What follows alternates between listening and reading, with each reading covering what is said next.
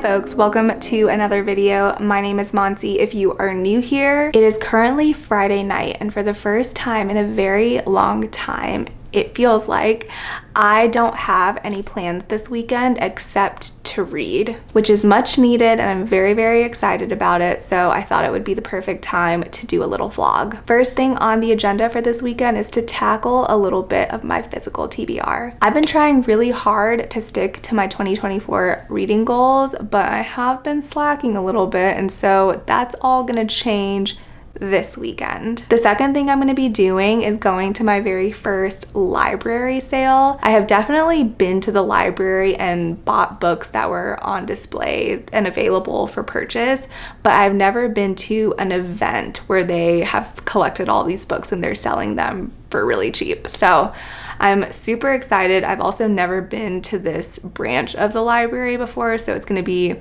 a new library experience for me in this city as well. So yeah, I think that'll be fun. I'll buy books if they're reasonably priced, and obviously I will share those with you at the end of the video. But let me tell you a little bit more about what books I have selected from my physical TBR and what I am likely to read this weekend. So the first book that I'm going to start reading for sure is The Midnight Library by Matt Haig. I've heard that this book can be a little bit depressing, so I've been putting it off for a little while just because I was slightly depressed last year. But I'm happy to report that I'm feeling much, much better, and so I feel like now is the appropriate time for me to read something like this. From my understanding, this is about our main character, Nora, as she finds herself in the Midnight Library, where she's given the chance to kind of live out different versions of her life had she made different choices. I think it's an interesting premise. I've heard a lot of good things about this book, so I am really excited to start this, and I'm hopefully gonna start it tonight, but if not tonight, then definitely tomorrow morning. Because that book might end up being a little bit of a heavier read, I have picked two options that I think might be a little bit more lighthearted, but I know less about them, so I'm not going to give you a summary until I start reading one of them. The first option is Where'd You Go, Bernadette by Maria Semple. On the back, people describe it as delightful. They say that you'll laugh your pants off, and they say that it's engrossing, enlightening, charming, and whip smart. So I'm intrigued. Then I have The Celebrants by Stephen Rowley. Again, on the back, it's described as tender, funny, bittersweet. Someone else says that The Celebrants made me laugh and cry. And then someone else talks about Stephen Rowley's trademark humor. So I feel like there's gonna be some funny moments in this book, which again, I think will complement the heaviness of The Midnight Library. So I don't know which one of these I'm going to read yet, but I am fully planning on at least starting one of these books this weekend. So 100% planning on starting and finishing this, and then hopefully we'll read part of one of these depending on my mood. And that's the plan. That's the plan. Here's my little TBR. I'm excited. I've had all three of these books for a little while and have been meaning to get to them, and so yay for reading books that I own. All right, I will see you when I see you.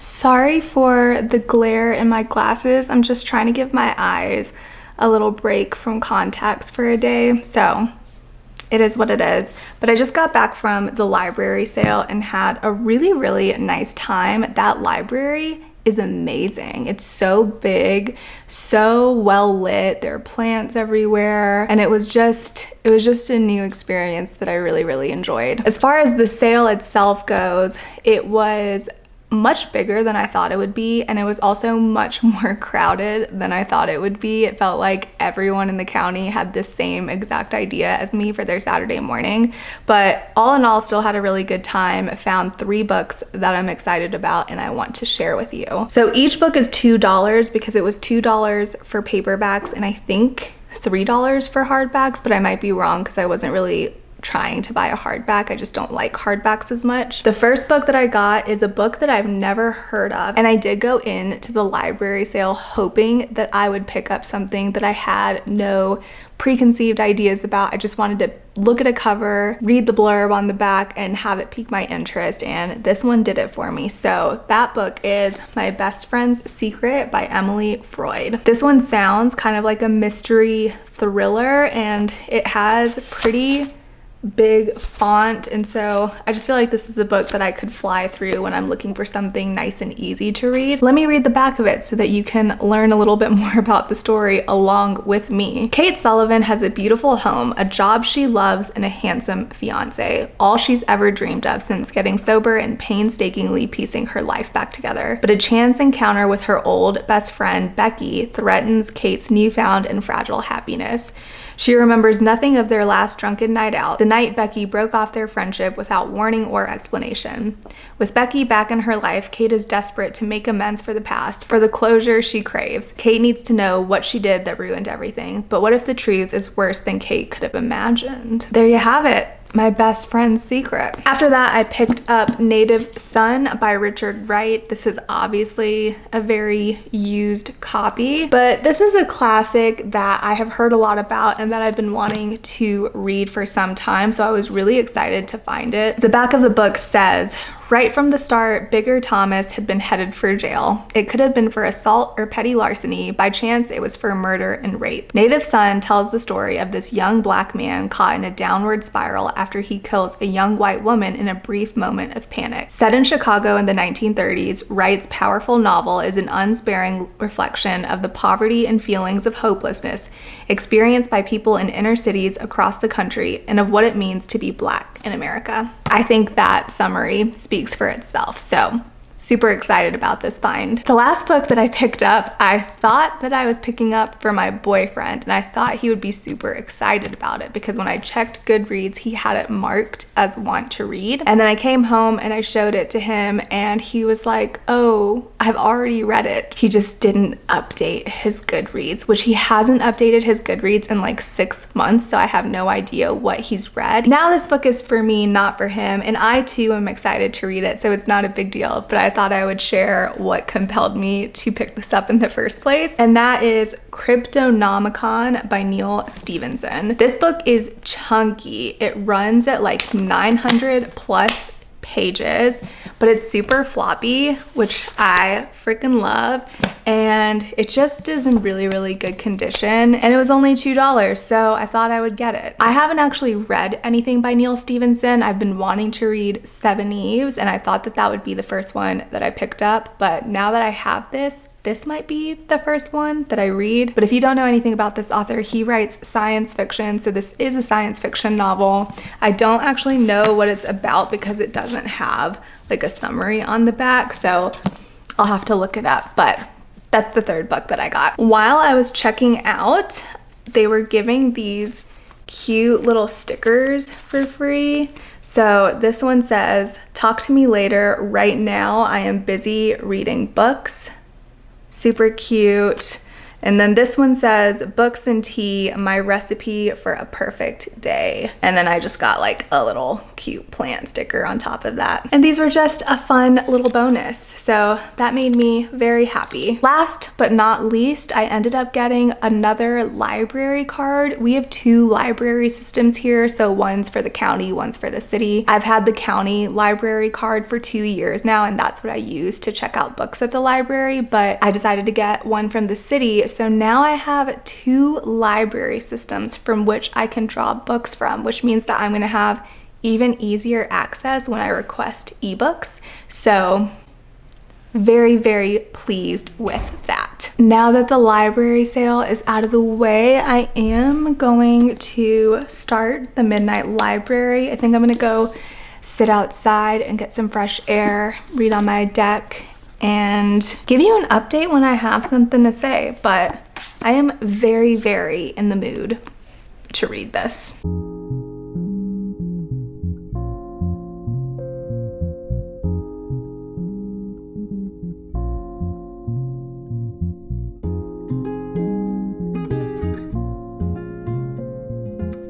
So I'm at the part in the book where she has entered the Midnight Library, and I have some initial thoughts that I want to share before I get any further into the book. First thought being, I'm really glad that I didn't pick this up 6 months ago and I waited until I was in a much better place in my life mental health wise. So go into this book with caution if you're feeling any negative type of way, I would say. All of the chapters are crazy short. They're 1 to 3 pages for the most part, and so it's really, really easy to sink into the story. To me, it's very reminiscent of Bachman's writing style, at least so far, just in the way the chapters are written. You know, they're very short but very poignant and emotionally impactful. So I like that part, but I am curious how I'm gonna feel about this next portion of the book, which is the crux of the book, right, where she's in the Midnight Library and she gets to see all of these different versions of her life. That's what I'm going to read about now, but I wanted to tell you just how I was feeling from the jump. Hi, good morning. My voice is a little bit croaky because I haven't talked yet into the universe, so bear with me on that. Time for a little bit of an update on the Midnight Library.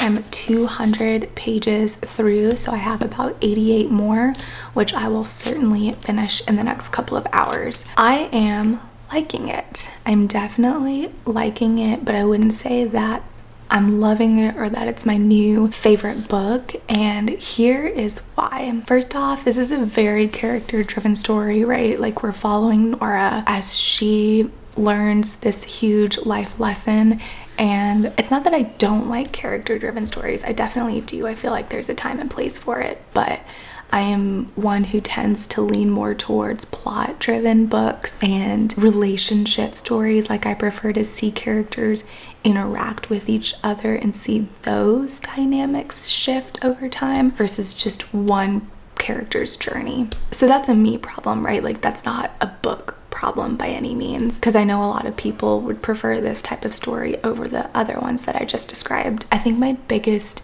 issue with this book is that it plays on the idea of multiple dimensions or alternate universes, and those concepts always grab my interest, but I never can fully enjoy their execution because inevitably they just get a little bit redundant. And I think I've hit that point in the story where Nora has lived through several alternate lives, and I already know what the message and what the point of this book is, which is to appreciate what you have and to not hold any regrets, because in any other life there's always going to be good and there's always going to be bad. So nothing can ever be perfect, and we need to accept that. So, like, I get it, right? And I don't really need to see her enter more and more lives to understand that underlying message. This is kind of the same way that I felt about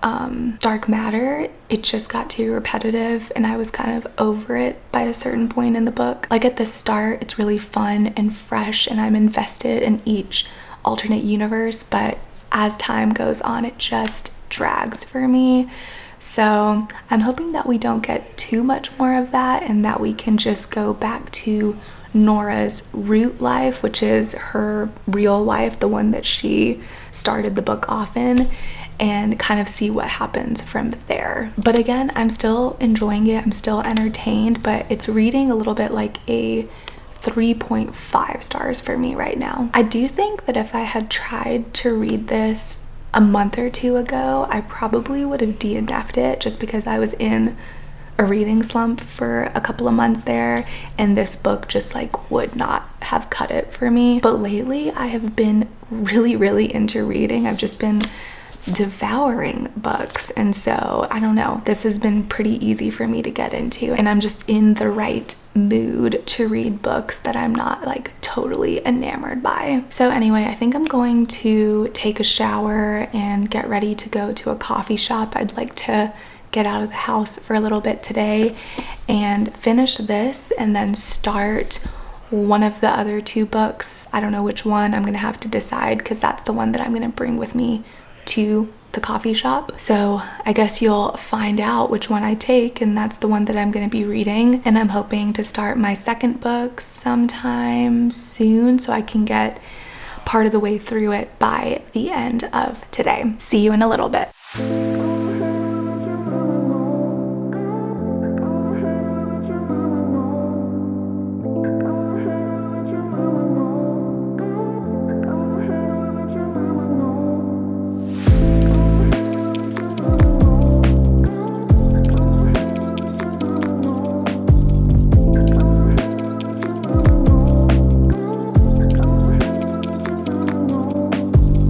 So I just finished the Midnight Library at the coffee shop, and as expected, it continued to be a little bit more repetitive, and the outcome was very predictable. And so I found myself skimming quite a bit, which I don't normally do, but it was just so inadvertent. It was just like I knew how each story was going to end, and so I was just trying to like get to it, you know? All in all, this was a solid 3 stars for me, I would say.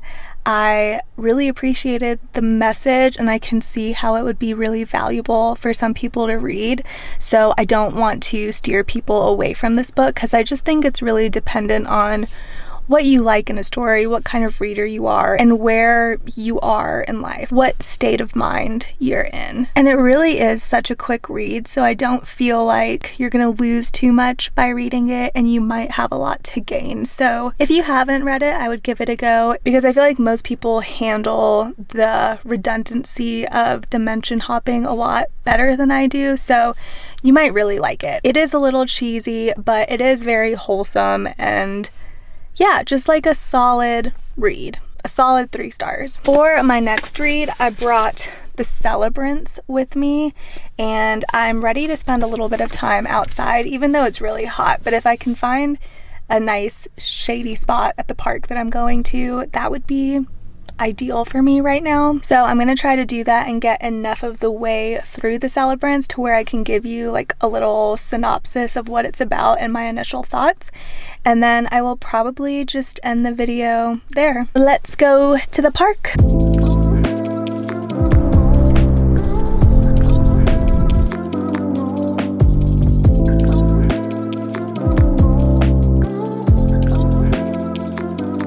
Hi everyone, I'm here to give you my thoughts on the Celebrants, and I don't have positive news to report. I read 40 pages yesterday, and it took me so long to get through those 40 pages. And looking back on it, there were several red flags that I should have considered when I picked this book up.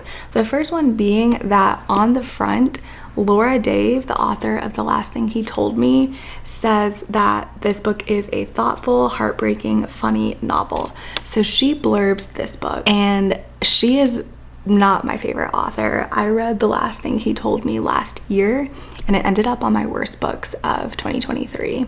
So I should have paid attention to that. The other thing is that the person who gifted me this book actually gifted me my only DNF of 2023, and I think I'm gonna DNF this one too. So I feel like this person and I just don't have similar taste in books. It's such a shame because this book had a really great premise, and it's centered around friendships, which is probably my favorite thing to read about. It's about this group of college friends who've made this pact to throw each other living funerals. So while they were in college, one of their best friend unexpectedly dies, and they decide that whenever anyone is going through a really tough time in their life, they can call the rest of their friends together to throw them a living funeral, just to like encourage them through the difficult time and remind them like what there is to live for. And so in this book, they're coming together to throw one of their friends a living funeral. and I don't know, it just kind of seems like they all hate each other. Like, the banter in this book is not good, and I think that might be a little bit of me coming off from Happy Place by Emily Henry, where the banter is the best banter I've ever read. In here, the dialogue between the characters just like does not hold a candle. I'm also really not a big fan of this author's writing style. I had a really hard time following what was going on, and it's not like the prose is overcomplicated or anything like that. It's just poorly written, and maybe it just wasn't edited down. I don't know, but I couldn't keep track of who was saying what in the dialogue, and their inside jokes just didn't land for me, and I just didn't like it. This is officially my first DNF of 2024. I'm proud of myself for actually being willing to put a book down, because I am such a completionist. I hate not finishing books, but I hate the idea of trying to finish this even more. And this will be a book that I donate to a little free library at some point in the future, so